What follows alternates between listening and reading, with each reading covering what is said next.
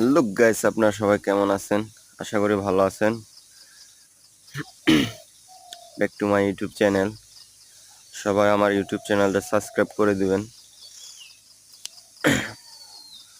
আর এই যে 2 নম্বরে ধান শুকাইতেছে, তারপরে ধানগুলা ঝাড়তেছে। আর এই হচ্ছে আপনাদের রফিক মিয়া, অনেক দিন ধরে কাজ করে আমাদের এখানে, আর কি প্রায় 17-18 বছর, অনেক পুরান সিনিয়র লোক।